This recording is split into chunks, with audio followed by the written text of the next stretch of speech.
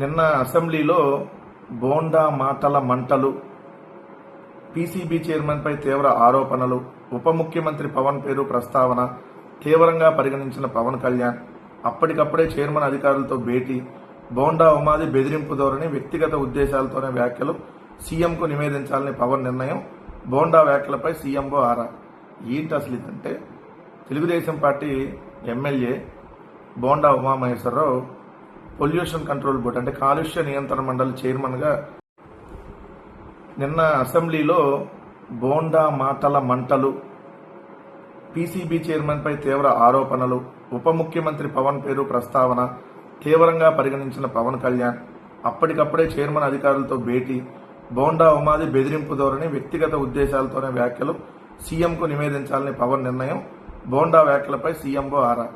ఏంటి అసలు ఇదంటే, Telugu Desam party MLA Bonda Umamaheswara Rao pollution control board అంటే కాలుష్య నియంత్రణ మండలి చైర్మన్గా పి కృష్ణ ఎవరైతే ఉన్నారో ఆయనపై తీవ్ర ఆరోపణలు చేస్తూ పవన్ కళ్యాణ్ అతను సరిగ్గా ఉండడు, పట్టించుకోడు, ఆయన అందుబాటులోనే ఉండడు, ఇక్కడేమో పొల్యూషన్కి సంబంధించిన దాంట్లో పట్టించుకోవట్లేదని చెప్పి, అదేమంటే ఉప ముఖ్యమంత్రి కార్యాలయానికి తెలియజేయాలి, పవన్ కళ్యాణ్కి చెప్తేనే చేయాలని చెప్పి కృష్ణయ్య మాట్లాడుతున్నాడని చెప్పి సాక్షాత్తు అసెంబ్లీ సాక్షిగా పవన్ కళ్యాణ్పై నిప్పులు జరిగాడని చెప్పాలి.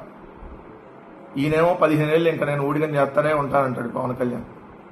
పవన్ కళ్యాణ్ చంద్రబాబు నాయుడికి తెలుగుదేశం పార్టీకి అవసరమైతే దేవాంశ నాయకత్వం వచ్చేదాకా వాళ్ళకి ఊడిగం చేస్తానే ఉంటారని చెప్పి పవన్ కళ్యాణ్ చెప్తుంటే, సాక్షాత్ అసెంబ్లీ సాక్షిగా అదే చంద్రబాబు నాయుడు గారి సమక్షంలోనే ఏదైతే బోండా ఉమ పవన్ కళ్యాణ్ అతను అమావాస్యకి పౌర్ణానికి కూడా రాడేడకి ఆయనకు అసలు ఏం తెలిసావదు అని చెప్పి డైరెక్ట్గా మాట్లాడినటువంటి వ్యక్తి. ఇంకోలైతే నిజంగా జగన్మోహన్ రెడ్డి గారు అన్నాడు కదా, ఆ బాయిలో దూకి సావమని.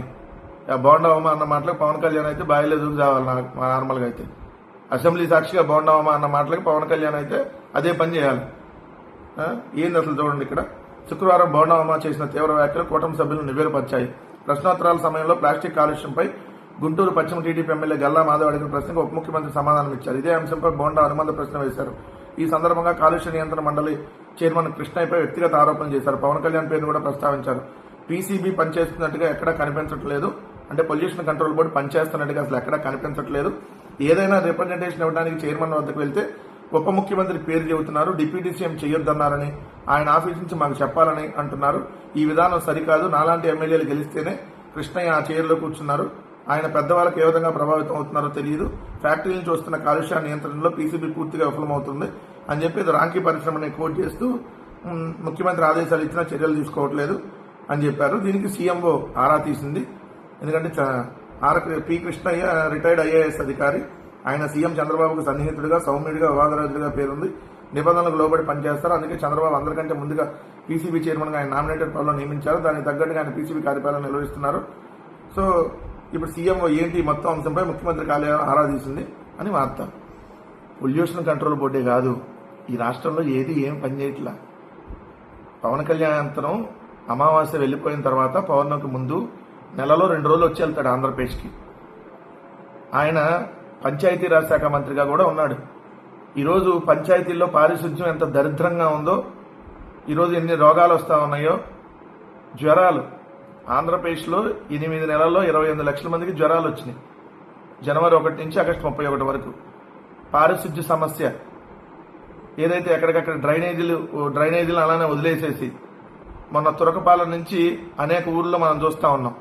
పవన్ కళ్యాణ్కి ఏమి, ఎక్కితే ఫ్లైట్, దిగితే చేపరు, ఫ్లైట్ ఎక్కుతాడు, చేపరు దిగుతాడు.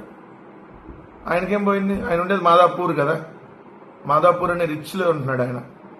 ఇక్కడ పూర్ సంగతి ఆయనకి ఏముంటుంది. పొల్యూషన్ కంట్రోల్ బోర్డు కాదు, అన్ని వ్యవస్థలు ఈరోజు దిక్కుమాలితనంగానే ఉన్నాయి. బుడమేరకు వరద ఎవరి వల్ల వచ్చింది, ఏమయ్యా బోండామమ్మా? ఆంధ్రజ్యోతి రాధాకృష్ణ పవర్ ప్లాంట్ మునిగిపోకుండా ఉండటం కోసమే కదా బుడమేరుకి విజయవాడకు వదిలింది.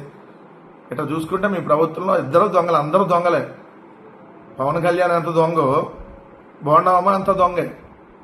మీరు బాగా తేడాలు వచ్చేటప్పటికో అసెంబ్లీలో మాట్లాడేశారు. కానీ మరి ఇప్పుడు ఏ బాయిలో దూకాలి పవన్ కళ్యాణ్? నీళ్లు లేని బాయా, నీళ్లు ఉన్న బాయా? ఒకసారి చెక్ చేసుకోవాలి. మా జన సైనికులన్న బాయ్ ఎత్తికి పెడితే పవన్ కళ్యాణ్, ఎందుకంటే ఉప ముఖ్యమంత్రి, ఉపము, సనాతన ఉపము, ఆయన ఒక after all MLA. Pawan Kalyan అనేవాడు అందుబాటులో ఉండడు.